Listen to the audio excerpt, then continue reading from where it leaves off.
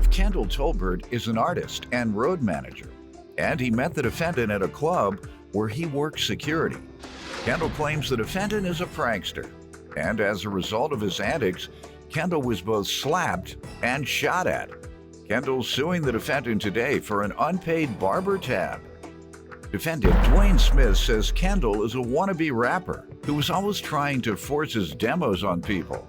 Dwayne admits that he got haircuts on Kendall's barber tab, but says he did it because he believes Kendall made money off of YouTube videos of Dwayne. Therefore, Dwayne is countersuing for the profits from the videos. Start with you. Well, Your Honor, I first met Dwayne. He was head security at a club, and I'm an artist, independent artist, and also a road manager, and I would open up for all the major acts that came through, Mike Jones, T.I., Lil Wayne, 69 Boys, T-Pain, and he was head security. So we became friends because I'm there every other weekend doing shows. But he likes to play and prank, and the things he liked to do is only funny to him because he got me slapped and shot at on 2 separate occasions. Doing what? Well, the first time it was actually at a Lil Wayne concert where he charged some females and told them that I was going to introduce them to Lil Wayne. And he was able to sell that bit because I was actually talking to him at the time when they approached him about meeting him. Oh, he was $200. So he said you'd hook it up. Said I'd hook it up, and they came over to me and said I was supposed to introduce them. I'm like, I don't know what you're talking about. And once they said, yeah, the big security guy knew what time it was, and one of them got belligerent. She hauled off and slapped me. And when you approached him about it, what did he say? I didn't even see him. Okay. What was the next one when you got shot at? Yeah, that definitely wasn't funny. It was Right. it was a Mike Jones concert. He's a popular rapper from Houston. I'm familiar with Mike Jones. Okay, and in Houston. All he do is rap about his name. Go ahead. Well, in Houston, you know, lean is popular over there, promethazine and codeine. Lean that's the stuff kids drink to get high off of. Exactly. And it makes you nod out like heroin? That's what they say. Yeah. Go ahead. So after this show, again, the same scenario, I'm chopping it up with Mike Jones. We got a relationship. Some people approach him looking for lean. He does the same thing, takes money from them and sends them to me. Then these guys come up to me, hey man, your partner, I just gave them the money, said you're supposed to hook us up with the lean. I'm like, what you talking about? And again, the big security dude. Oh, okay. The one dude definitely wasn't playing because now we're talking about money. He said, all right, I'll be right back. He went to his car, got a firearm, and then shots rang out. So that put my life in danger. I definitely didn't take that as no joke. Sir, you give me some background on your association. I'm Strong Arm Security. My name is Dwayne Smith, and that's my company, and we manage big-time rappers when they came to the club. And he was always a good friend of mine, and I let him come through the back door, give his little demo out. He tried to be a rapper, but we won't go into that. And then I saw a little chance to make a few extra dollars one time with the ladies. So I figured he wanted to get his little Mac game on. I sent him to him. And what about getting him shot at, though? What's that about? Well, alleging that he's selling drugs. These folks ain't playing. What you thought it was going to be a fight? People don't fight no more. You might be the only one fighting. Go ahead. Okay, so they came to me and they asked about some lean, and he had got me a little upset because he continued to push that night that Mike Jones was there to get back there, and I let him back there. So when they came to me with the $300, I saw my perfect opportunity. I sent them straight to him. You need to be careful with all that, sir. Lil Wayne was shot at. You know that. His bus shot up down in Atlantic. Rick Ross, his car gets shot up while he's driving in Miami. And now you're playing games with this man about some lean and some money. And that whole culture, lean is a heavy part of that culture in Southern rap in particular, the Dirty South. Correct. So, you know, you need to be careful. And why don't they just stay weed heads, man? Why they got to drink that lean? That lean is one step away from heroin. Plaintiff Kendall Tolbert is suing his former friend.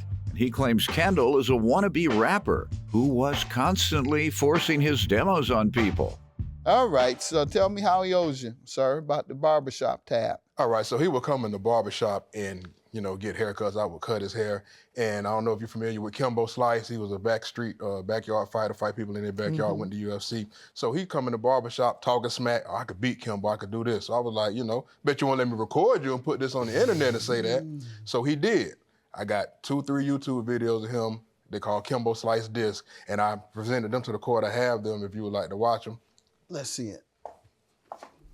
So he said it on video. Said it on video. As far as he went with it. Yeah. I just want to know how you feel about about Kimbo's life. He don't want none of you? I tell you this, but Kimbo ain't had a real fight. Man, stand up, man, so they can see, so they can make sure. Please, yeah, okay. Kimbo ain't had a real fight. Not a real fight. Not a real fight. Everybody he had, they had no heart. Look at them arms, man. Kimbo don't want none of that. Everybody got a right to their opinion, but when it's time to go down, when it's time to get rid, they say you're too slow, too big. Too slow. One dude says you work out with blunts, you a rookie. You know what I'm saying? No, she said that from a distance. From a distance? He said that from a distance. All right, so he's just talking stuff. What's your point about this? He's just talking stuff. Okay, so eventually, those videos combined amassed over 10 million views on YouTube. Okay. Okay, now I didn't even know that they were getting popular. Now, meanwhile, you see, I'm just talking. He's on the video. He got famous. People know him for this. I get famous. People know him for this around the state and in the South. Hood famous. Hood, yeah, he hood famous. Yeah. So Everybody know this man outside the hood. Go ahead. Yeah, he hood famous. So this was, before it was called going viral. I had all those views. He thinks that I made money off of the videos, and I'm telling him I didn't. So what he started doing, Your Honor, was coming into the barber shop and running up a barber tab, thinking that's how he gonna get his money back from me. Like what do you mean him. by that? Well, you cut his hair and he say, I'll pay you later? He go to other people and run up the tab, said, I will pay for it. How many times did he do that? He amassed over about $1,260. I got the receipts. How much were the cuts? $20, $30. So that's how many times? 60 times? Around that much. I got the breakdown for you, too. So you didn't see him when he was doing it? Let's see it, please. Here you go. Yeah, he saw me when You I didn't was see him when he was telling people to put it on your tab? And sometimes I wouldn't even be there, because see what it is, You Your were Honor? there one of those 60 times. I was there a couple of times, but this is how it What works. would you say? The man say, put it on his tab. Yeah, I mean, So look what at him. would you say? He really trying to be a bully, really trying to be a Debo. So you were scared. Say what it is.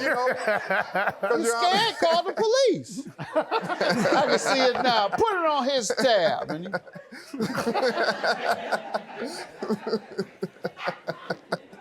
let me hear from you about throwing his money on his tab without his approval. Yes, sir. Well, after he made those posts on YouTube, I not only became hood famous, as you might say, everywhere I went, because I have a security firm. People said, you challenge Kimbo? You challenge Kimbo? And I even got office.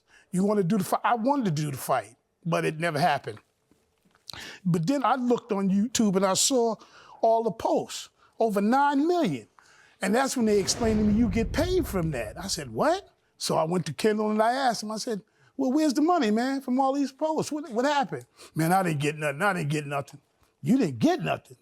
How you didn't get nothing? Everybody keeps telling me that. So I figured like this. The way my mother taught me, fair exchange, even swap, no swindle. So I started going in there. The format for clippers, you sign in, they send you to a barber, he cuts your hair, they give you a piece of paper, tab, and then you go to the front and you pay for it. They cut my hair, I get the tab, I say, that's on GCB. That's on I kept doing it. Because I figured off the YouTube tab, He never mentioned it to you all those times. Oh, he mentioned it after a year, but I didn't stop. Say, shut up. Basically. Keep going. Plaintiff Kendall Tolbert is suing his former friend. He claims Kendall is a wannabe rapper who was constantly forcing his demos on people. How does he owe you, sir? Like Did I you said- find out he made a profit? You can't sue a person unless you know they've made a profit. Everybody doesn't know how to monetize hits on the internet. So you have any proof he did any of that? No, I don't. All I have is, what I do have is the tabulation of how many views. I believe you, each but one has. the fact is you should be on it now trying to find out. And if he hasn't monetized it, you should. Instead of hooking up lean for rappers, find out how to monetize this 9 million hits you got. Judgment for the plaintiff, you put it on his tab without his approval. He knew, but he was just too scared to say anything. But that's one step away from extortion.